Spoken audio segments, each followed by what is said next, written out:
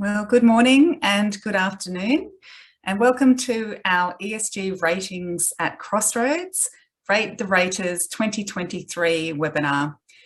This particular webinar is focused on Asia Pacific, and we're really excited to share our insights regarding our ESG Ratings report published by the sustainability team here at ERM. This webinar is focusing on the insights related to Asia Pacific, and we'll be joined today from some colleagues from the Sustainability Institute who are able to talk us through the report in detail. We also held a webinar recently for our teams in North America and Europe, and at that presentation we were able to have representation from S&P Global, Coca-Cola and Yale, and we encourage you to take a look at that presentation as well. But today we're going to get some insights from our wonderful panel. My name is Rebecca Gunn and I am the moderator for today's session. I'm a partner for ERM based in Melbourne, Australia, and I'd like to acknowledge the traditional owners of the land that I'm presenting from today, which is the Wurundjeri people of the Kulin Nation. Today, I'd like to introduce to you our wonderful panel, and it's so fantastic to have such a broad range of representation at this session. Of course, we have Justin Nelson, who is our co-author of the Rate the Raters report. And Justin is our Senior Research Associate at the Sustainability Institute, based in the US, and we really appreciate him dialing in late in his evening to help present today. We also have today for you John Liang. John is a Director of Southeast Asia and Oceania for CDP, one of the rating agencies that you will see within our report. We also have present today Julia Lesky, and Julia is the Head of ESG Australia and New Zealand for ISS ESG, and Julia is based in Canberra in Australia. We also have presenting today Robert Dornu, and Robert is the Global Head of Corporate Engagement for S&P Global and is dialing in from Switzerland. So thank you, Robert, for getting up very early in the morning for us. We have Dr. Savanyet Bunyasawat, and Dr. Savanyet is the Vice President of Sustainability Strategy and Management at PTT Global Chemicals, which is based in Thailand. And it's really great to have one of our key corporate clients available today to speak about their experience with rating agencies. I'm also supported by Alan Day, who is a partner for our Sustainability Strategy and Financial Services team at Point Advisory, which is an ERM company based in Sydney, Australia, and Ruting Liang, who is our Managing Consultant for our Corporate Sustainability and Climate Change team in China, based in Shanghai. And both of those experts are available throughout this presentation to help support with any of the questions that you may have throughout the webinar. I wanted to just start with some housekeeping rules. So the webinar, just to flag with you, it is being recorded and we'll be making it available after the event. So some of you may be watching this back who weren't able to attend at the present time. So we will make sure that you have access to that. We have enabled the English transcript feature as well, and you're able to click the live transcript button at the bottom of your screen and select show subtitles. We really would love an active participation today. So if you have any questions or thoughts on the report or on any of the comments made by our panelists today, we would really encourage you to share your feedback about through the process. You can go to the bottom of the screen and click on the Q&A session to post your questions. And then finally, if you have any additional thoughts, we would love to hear your feedback about the webinar. And at the end of the survey, if you could, end of the webinar today, there'll be a short survey where you can provide us with some feedback. So we would really appreciate that as well. So we're going to just start with a quick poll, and this poll should come up onto your webinar screen. And what it's asking is, which sector do you represent from the organisation that you're dialing in for today?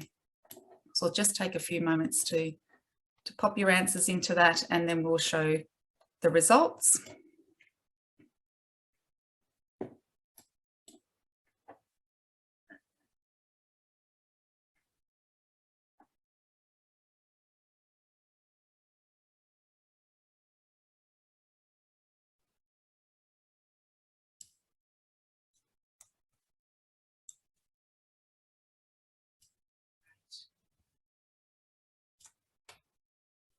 Results to share.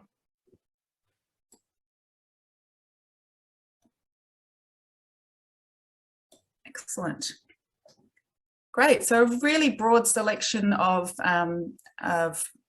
industries represented here today.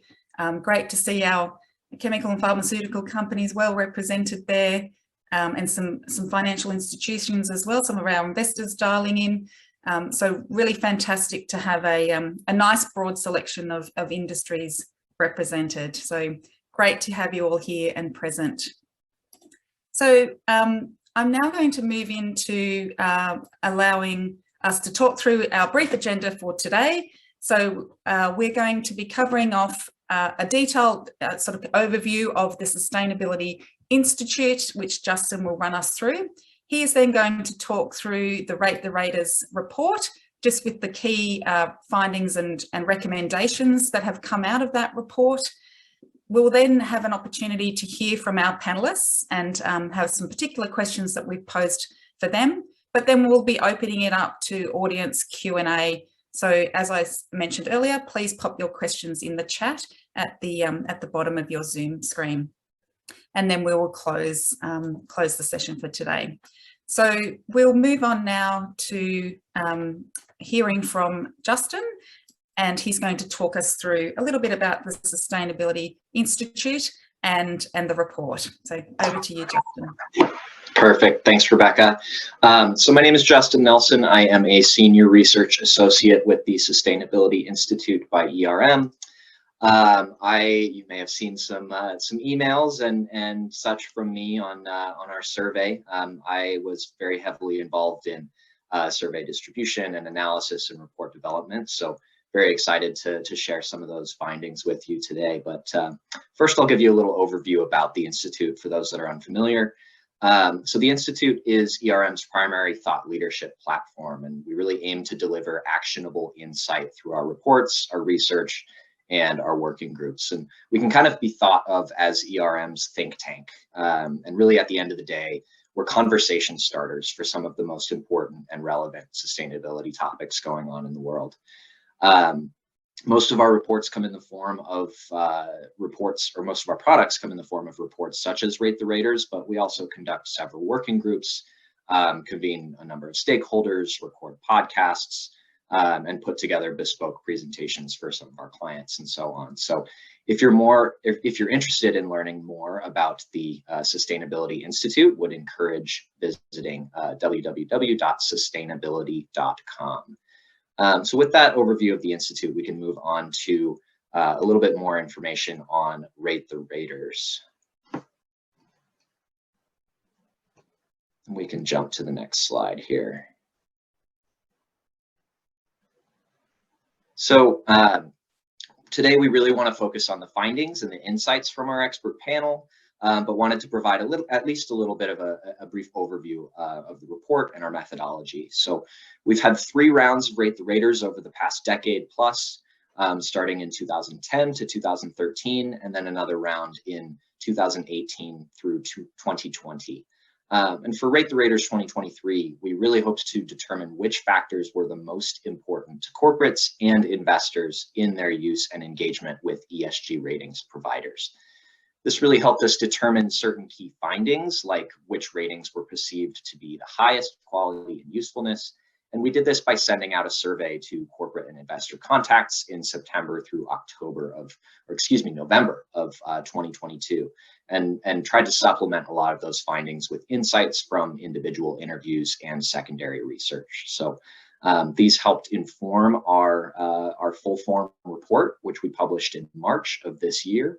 And further details on the methodology as far as calculations and data collection and such can be found in the appendix of the report as well. So with that, let's dive into some of the findings, and we can move on to the next slide here. Perfect. So really, while all of the key findings or all of the findings from this survey and the interviews were really interesting, there were a few that really stand out. And one of those is the demand for ESG ratings and data from investors. Nearly all of our investor respondents say that they now rely on ESG ratings, and almost half of them mentioned that they are required to integrate ESG ratings and or data into their investment decisions, or mentioned it as a priority. And this really shows us that ESG is no longer a nice to have addition for investors, but it's truly a material consideration in their processes. But even so, there's still some discontent among the stakeholders that's brewing. And most of our surveyed investors and corporates only had moderate confidence that ESG ratings accurately reflect a company's sustainability performance. And it's unclear exactly what is driving this sentiment, but a lot of our interviewed firms referenced frustration in the accuracy of the data that some of these ratings providers are pulling into their analysis. And perhaps because of some of these inaccuracies from some providers, our respondents preferred an active strategy where the firm sends a survey for a company to complete. They prefer that over a passive strategy where maybe a rater uses analysts and AI tools to scrape publicly available information for their analysis.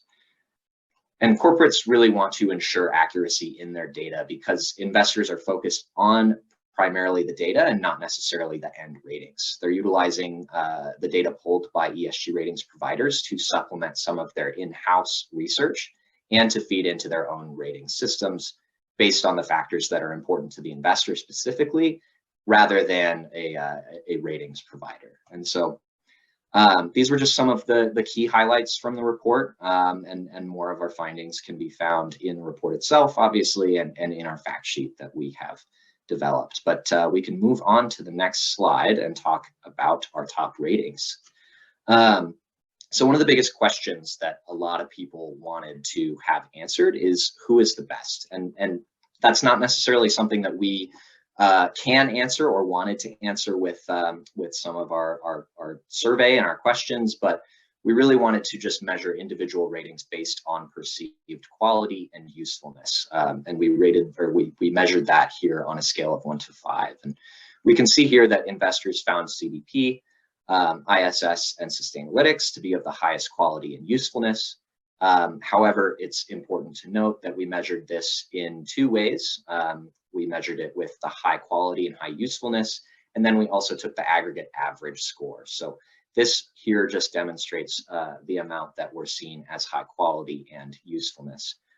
So a couple of different ways to measure it, a couple of different ways to cut it, but all very interesting and all very useful. We can move on to our next slide, looking at the same thing, but for corporates. So really similarly, we see that our corporate respondents found CDP and S&P Global to be highest on the list, potentially because of issuer sensitivity to incorrect data being pulled by the passive raters, whereas they are a more active strategy and an active process. And one of the things that's really interesting to note in this data and on this slide is the amount of corporate respondents giving a high score to our top ranked providers is significantly higher than some of those lower on the list, really indicating a bigger gap in corporate sentiment between those top ratings that were assessed and the rest of the list. And so if we move on to the next slide, we can look at our investor use and see how investors were using ESG ratings in their investment decision-making process.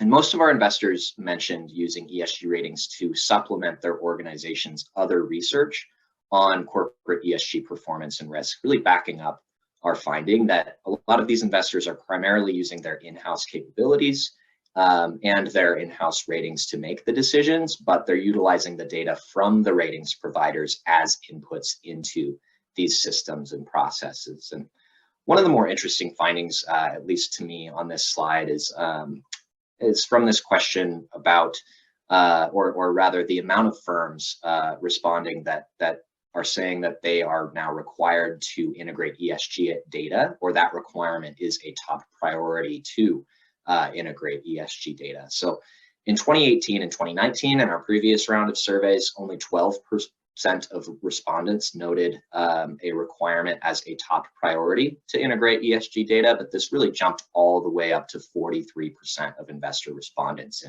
in 2022. It seems that considerably more investors now have requirements or are taking those requirements a little bit more seriously to integrate these considerations into their processes.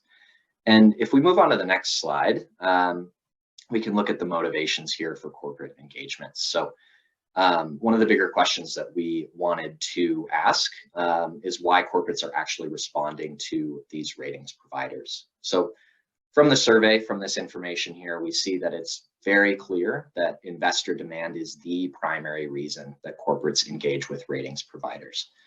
More than half of respondents reported this to be their top reason, with almost all respondents, I think it was 96% there, referencing investor demand as a priority in general.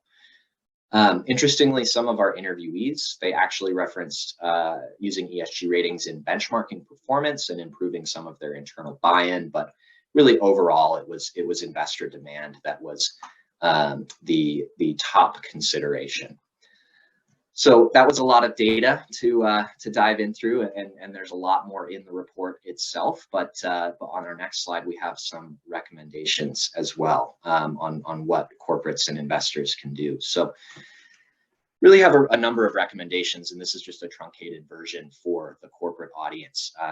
The first of those recommendations being prioritizing ratings based on stakeholder use. Really, even though we've listed the highest quality and usefulness ratings here, it's really important for a specific company to understand what are the most important ratings to them personally and their stakeholders and their investors and such. We also suggest that corporates engage these priority raters to better understand the ratings, identify opportunities for improvement, and check to see that the raters have pulled the right information. It's particularly important for passive ratings. As their analysts are scraping tools, they might be more prone to pulling inaccurate data than an active rating that's getting information directly from the company.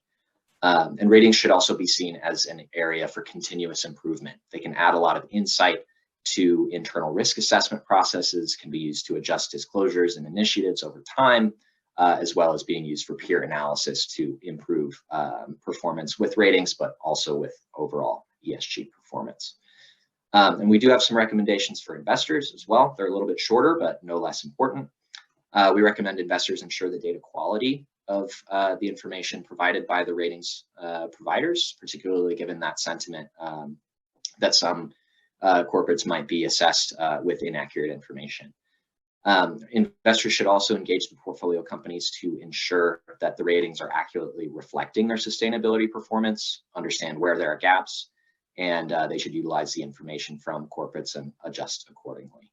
And finally, investors should communicate with ESG ratings to provide or to help them improve ratings methodology, data, and analysis. So again, that's a lot to throw at you all, and we encourage you all to read the report, look at our fact sheet, and perhaps listen to our other webinar for some additional information. If you have any questions, encourage you to either pop them in the chat or reach out to one of the ERM team or visit sustainability.com. But with that, I will turn it back to Rebecca, and we can hear from our expert panel here today.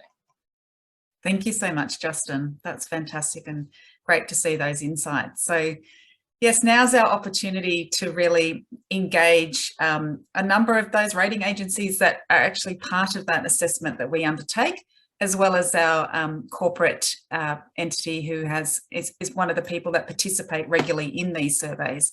So just now moving to our panel, if the panel can now put on their cameras. So effectively, we're going to start with an overall perspective on sharing your reactions to the Rate the Raters report.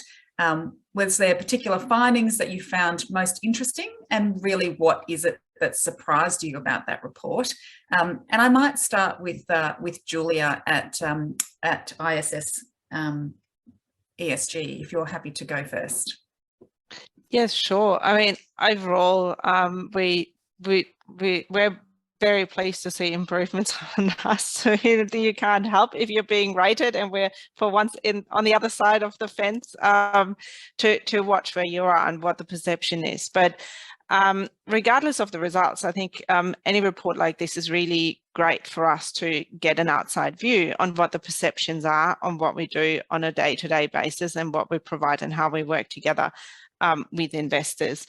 So I think for us, it's definitely no doubt an important resource, a good inflection point to really see where do investors and corporates view what we do, and where we're at, to better understand where we might need to improve communications, explanations, some of our processes, and where we might need to work on a few things going forward as well. So there's not very many places where we get that type of information. So for us, it's really an interesting resource and insight to something that's very much at the heart of everything that we do. Excellent. Yes, we've turned the tables and we're rating the raters. So over to you, John, and your perspective from CDP. Thank you, Rebecca, and hi, Julia and Robert. Great to be on the same panel as you all. And good afternoon, everybody. Or wherever you are in the world, good morning, good evening. Well, CDP, we're terribly pleased to be near the top of the pile, and we were last time you did this report, and it just confirms our status, being recognised as a key provider in vital information to make environmentally based, ESG-friendly investment decisions. For those of you who don't know, we've been doing this a long time. We're a non-profit as well.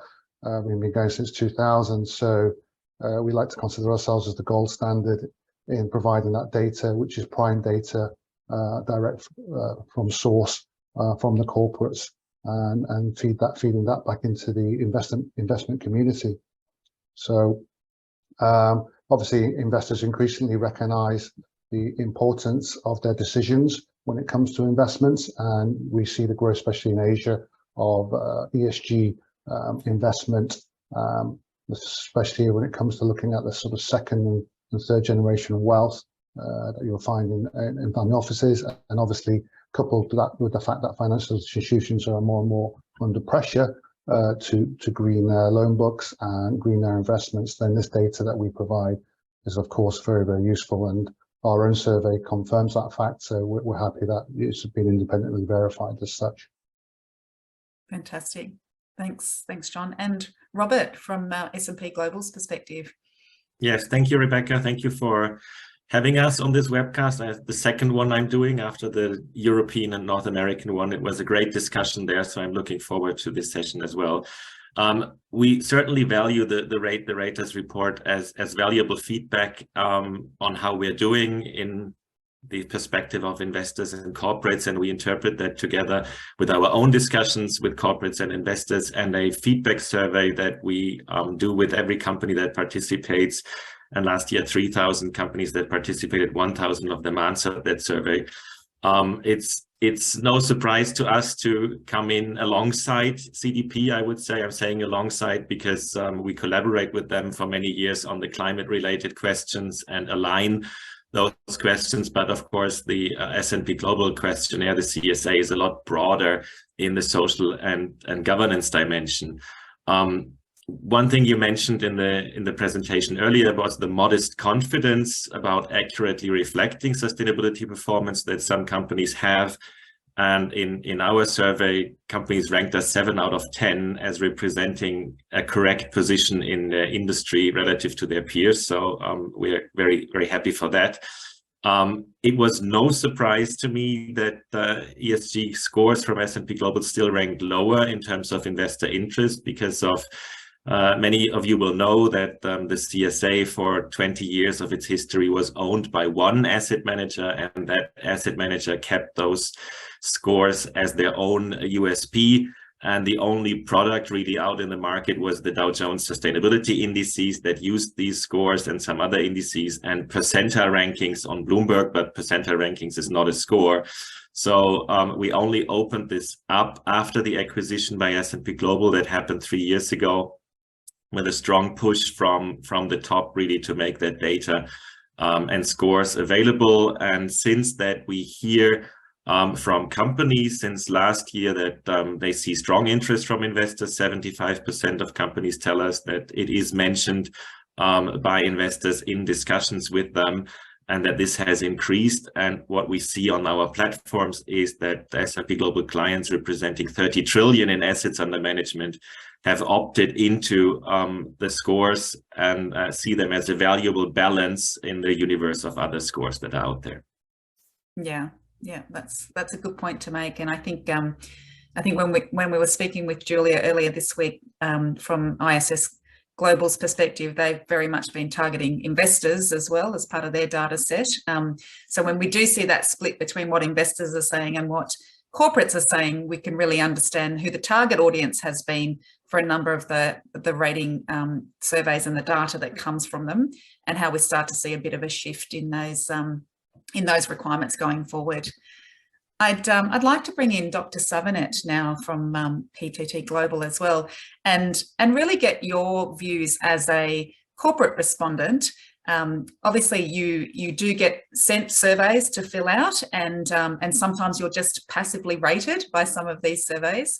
So would love to get your perspectives on both of those types of strategies, and any kind of challenges that you see with being assessed either from an active perspective or a passive perspective. Thank you for the opportunity to be the part of such an important conversations on raters. I would say that the rater is invaluable for a corporate like PTT Global Chemicals. The priority recommendation that earlier discussed on that, GC is adopt all of the raters criteria to be one of the shaping strategy for our corporate strategy. And because we decided what's going to be the framework, the fit for our company or our countries, but the usefulness and the quality is very important for for us to consider that which going to be the most thing that we have to focus. So this helps a lot to shape the strategy of our company, and we adopt all of the criteria. But the surprisingly that when we deep down to the some criteria of the rater, we found out some rationale is not applicable for our company in the east side, like Thailand or ASEAN countries. But we have a discussion with the rationale behind that and try to understand what is the rationale and try to decide out what's going to be the right framework and fit to our company. And that's invariable, I would say that. Thank you. Yeah, the nuances of, a lot of the surveys are designed to take a very blanket view, but it is really important to be able to have those conversations with the rating agencies to understand the nuances of what is applicable to one corporate organisation may not be applicable to somebody else. So that's a really important point you've added. I'm keen now to throw back to some of our active raters here. So really for you, John at CDP and Robert, around active questionnaire-based ratings like yours were really among the highest rated by corporates for their quality and usefulness. What advantages do you think an active ratings strategy has, both for the corporate respondents, but also for investors to use that data? Maybe John, if you want to start with that. Sure, thank you, Rebecca. And it's good to see Dr. Savanet online here. They're a client of CDP, and I'm proud to say they're an A scorer as well. And so they're definitely on their path to decarbonisation. What we find from a corporate point of view, doing the questionnaire, we find it helps them position and know exactly where they are in their strategy and environmental impact. You cannot manage what you don't measure, and our questionnaire is by no means simple, but it gives you the foundation and path to drive to net zero. And analogy being, we have very little time left if you look at the sort of 2030, 2050 deadlines, and it's kind of akin to sort of trying to cram for an exam, right? And if you're doing that with the short timeline, you're not going to open your textbook at page one. What you're going to do is you're going to get a past paper. So I like to sort of draw that kind of metaphor by doing the CDP questionnaire. that really lets you know where you are. So I encourage that, disclosure first, and that drives insight and therefore action, which is our motto.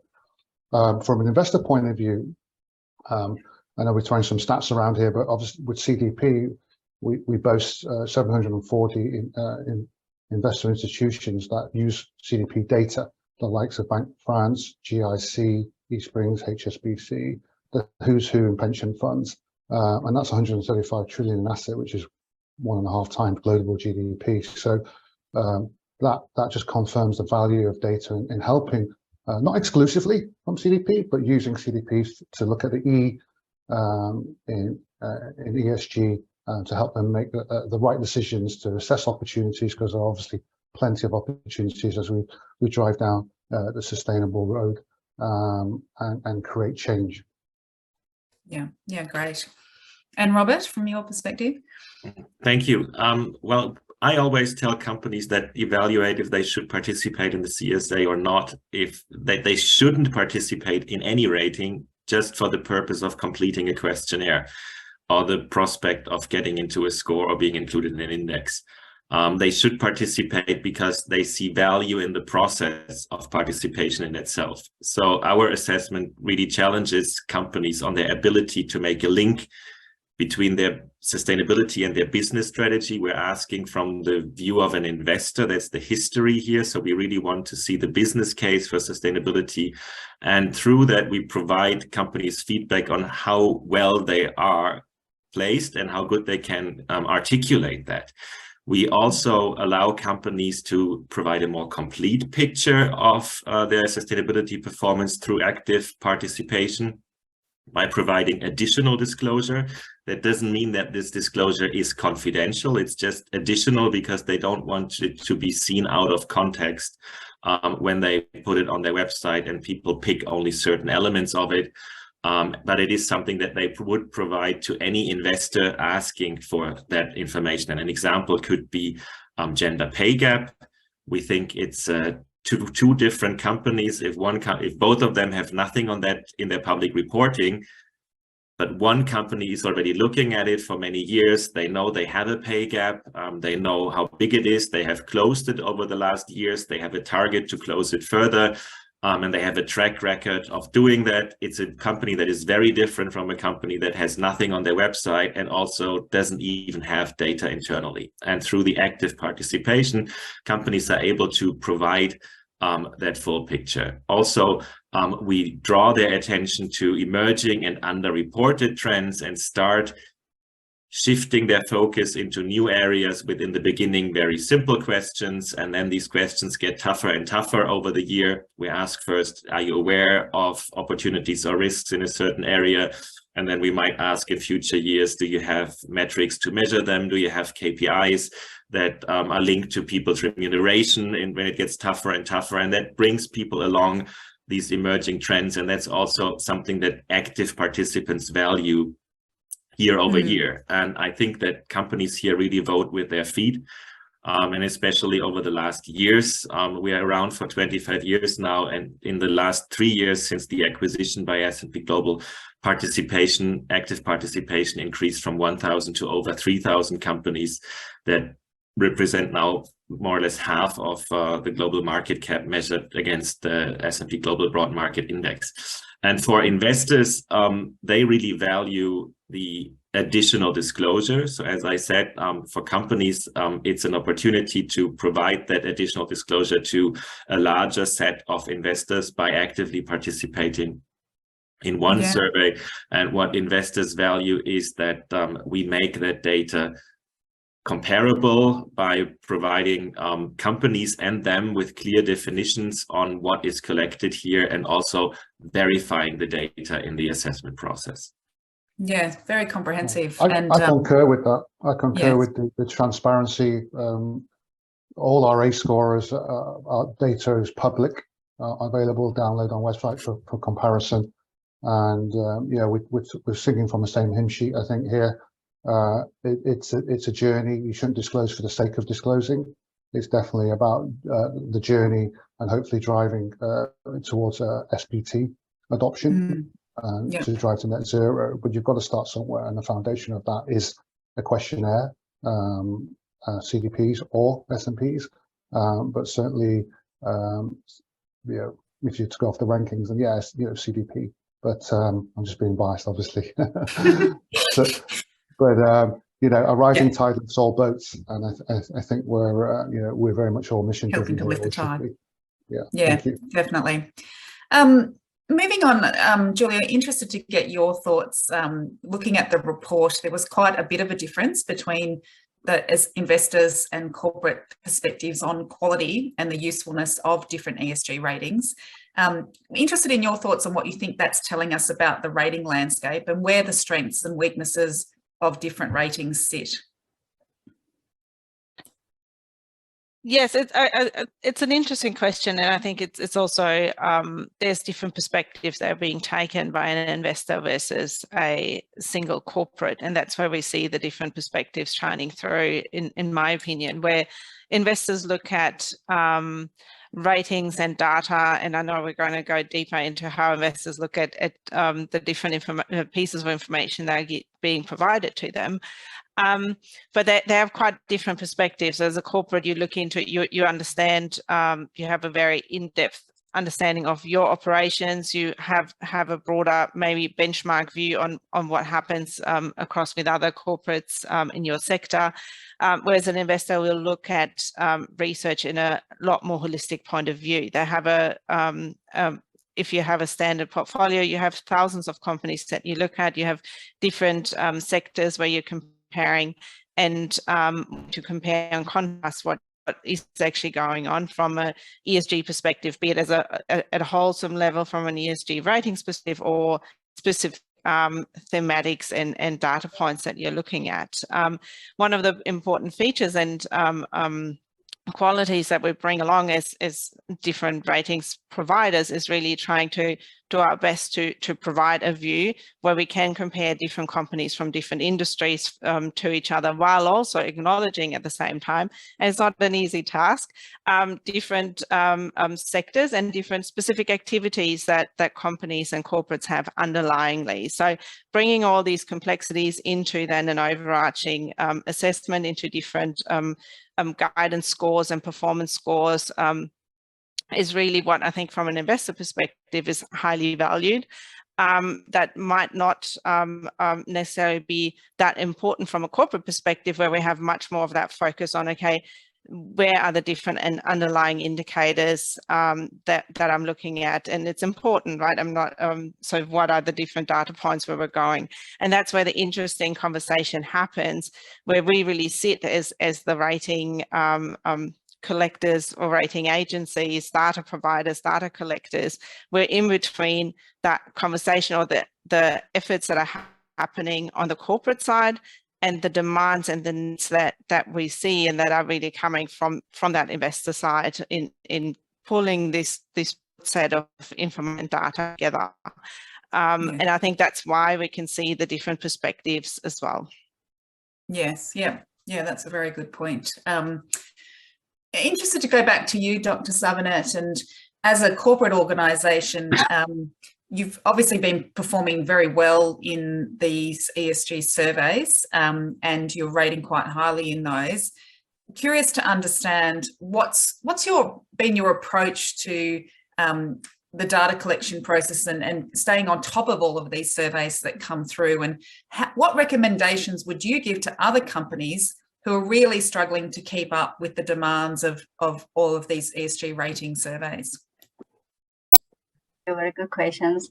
I would say the beyond the framework or the rater that you have the publications and rank of the credible rater, the beyond of that, you will understand what is the trends of that in the future and today. And as Robert said, that they're raising the bar every year and every times that they launch the criteria, so you will understand that how can we focus on that, and how can we design the strategy or implementation phase that align with the budget raise of the year.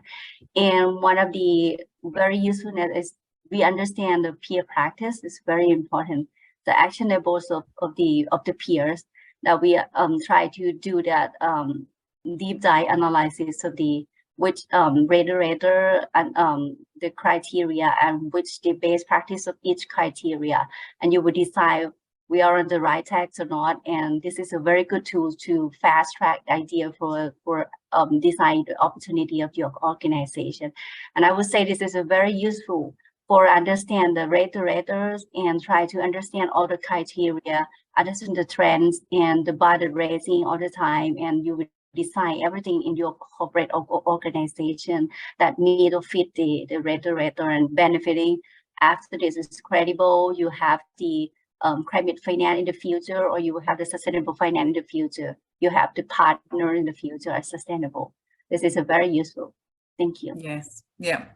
Yeah, somewhat staying ahead of what's coming in the surveys and having a mind to what might be those is definitely an important part of that.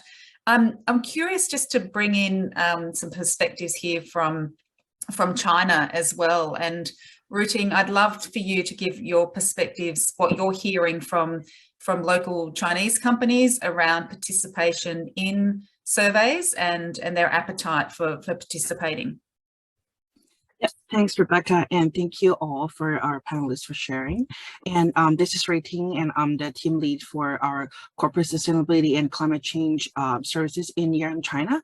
And I want to share some of my observations regarding the ratings that over the past few years, I think there are a lot more corporates and also investors come to us and ask us, like, what are the ratings and then how they should use like the results. And one very interesting thing that because I work with a lot of private equity funds, that starting from last year, they started to ask us or share with us, like, hey, this is the ratings for one of our portfolios, and can you share some of your insights on this? Or they're also some adding like the questions to their questionnaire to the portfolio management, checking on their ratings. So I think this is a very good trend of like the whole China market is paying attention to it. And from the company side, we work with companies that are listed or not listed, that we see the overall trend that they would get invited to join like the active raters. And then some of them, or I would say most of them, are actually in a quite rush because they don't have like the basic understanding of this, what this may entails. And then whenever like the response like period opens, that things are like very hectic. They don't have like the enough question or data point to fill in. So I think my observation is that we really have to educate the companies, the corporates, to start early, because all the data that we fill in has to be, there's no shortcut. It has to be based on like the past year's behaviors and the actions taken, or otherwise there's no quick fix to it. And there's another thing that I'm also observing is that the companies would think of, even though they are not invited, take CSA as an example, they are very keen to take the actions and reach out, say if they can do a private benchmarking. They want to have a kind of like a self-diagnosis and share that either internally, like, to see, if they think they are doing really well and if the reality really fits what they think, right? And there are also another purpose of that is that with that private set of benchmarking, if they don't want to disclose publicly, they can share that result with some of their investors. Yeah, so I think that this is what we're observing. And then we're also very keen to hope that there will be more corporates to pay attention to like the active raters, that we see the numbers growing. And I think that maybe more this year and the coming years. That's great. Thanks for sharing, Ruting. And that point about whether or not organisations have prepared sufficiently, they understand the level of effort that's required, and also that hesitancy that some organisations might have where they don't want to complete the survey until they're at a certain high level, and that's that maybe wanting to have some internal disclosure first before it's something that's publicly rated or even shared with your investor community. And I'm curious to get Alan's perspective here as well from Australia and from the corporate organisations that you've worked with over a number of years. What's the general sense around the value that they see from participation in the surveys and the challenges as well? Hi, Rebecca, and appreciate being involved in this discussion. I guess in terms of the trends we're seeing, the corporates that I'm working with, I think it's really giving them an opportunity, and particularly for the broad brush, broad ESG platforms, providing an opportunity for them to put their best foot forward and show where they're being a well-run organization. I think increasingly investors and equity investors and debt financiers are seeing these ratings as a reflection of robust and well-managed organizations, which has a kind of bearing in terms of the level of kind of when it comes to a debt financier, the level of kind of discounting they may be interested in providing when it comes to interest rates and lending. So I think corporates are starting to connect the dots in terms of it's an opportunity to shine a light on better practice across the organization. So whether it's health and safety teams or your human resources teams, and how human capital is managed, of course how environmental risks and opportunities are managed across the organization, and really bringing key strategic or key support and strategic functions along that journey and support that point that Routing made. An ongoing conversation and improvement program is usually best reflective of companies that perform well in this space. I think it was really fascinating to see, and thank you, Justin, for sharing the results. It was great to see that I picked out risk assessment. While it wasn't the primary motivator, 75% of respondents still felt it was an important motivation, so corporate respondents. And I think for me, that's a really good sign, because what we're increasingly helping our clients with is to help sustainability teams and risk teams draw a bridge and better connect and communicate on how ESG factors play into the business risks of the organization. I think that's an area where we'd like to see increased maturity. A materiality assessment shouldn't sit in isolation of how the enterprise risk management framework operates. And then probably just one last reflection, just from an investor perspective, it's great to see a greater use and application of ratings. I think in part that might be, a typical investor might undertake their own research, then use these ratings as a validation point just to really test their thinking, and I'd probably just suggest that that's an important thing to do, but also not to get complacent. Sometimes the ratings can should be used as a supplement, not necessarily something that they just completely rely on. And I guess a case in point is where companies don't necessarily fit into the industry category bucket. So there's only so much depth that our raters can go into, and most companies, if they don't necessarily fit neatly into an industry category, may carry other ESG risks or factors that investors may want to understand and better get their heads around. Great points, Alan. Yeah, that's something to consider as well, about which category you are being assessed as when you're being compared to the rest of your industry. And it also speaks to another question I really have here around that's come through from our questions on the Q&A. And thank you for putting your questions in, and please encourage you to do so in our final 10 minutes that we have for our webinar. But interesting here that, we're seeing that investors are now often using a lot of the underlying data that's coming through from ESG ratings rather than the top line rating itself. And I'm curious to get some feedback from you, Robert, and maybe John, around your thoughts on why this might be and what impact you think that might have for the wider ESG ratings landscape if that trend continues. So maybe starting with yourself, Robert. Thank you, Rebecca. Just a quick comment to Routing, and I'm very happy to hear what she reports about China and interest in the CSA. The CSA is free of charge to all companies that are invited, and there's a lookup tool on our website to see if you're invited, but it's also free to all companies that are interested in getting assessed and agree to have a public score on our websites. It's also free of charge. If you want a private rating and first be assessed for your own information, then that comes as a fee. Mm-hmm. But for investor interest, we clearly see increasing interest in the data, and with the acquisition by S&P Global, this was really a top-down driver from our CEO to make the CSA and the wealth of data that we have transparently available to the investor community. And we do that not just by throwing the data at them in an Excel table, but providing it in the context of the questionnaire with the same definitions for what we're looking for, the same question rationale, even the question layout, so that an investor interpreting the data really has the full picture of what they're looking at. And this is important because one driver, of course, is regulation, where investors have to understand the carbon footprint of their portfolio, and there it's really a data value that they're looking for.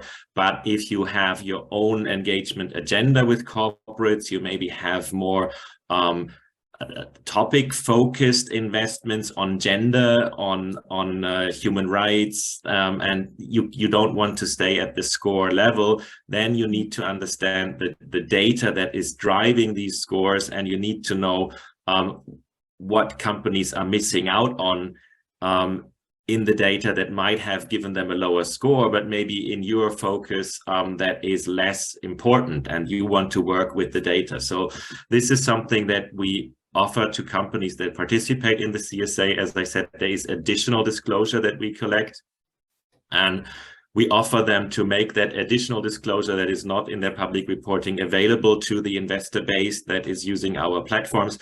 2/3 of companies opted into that, to make that additional disclosure available, as they really value the leverage that they get through that. And it helps them to again, provide the full picture of their performance to a wider audience.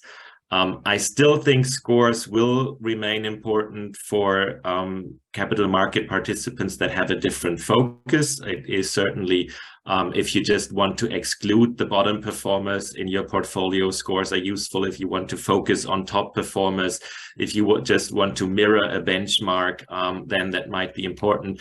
And of course, from an investor perspective, scores are important because they turn your intangible ESG performance into something tangible that is comparable and that helps you identify gaps against your peers and close them. Because as the colleague from CDP said, this is a journey. It's not a one-time snapshot, but it is an annual health check, we call it, that helps you really to become more healthy or more sustainable.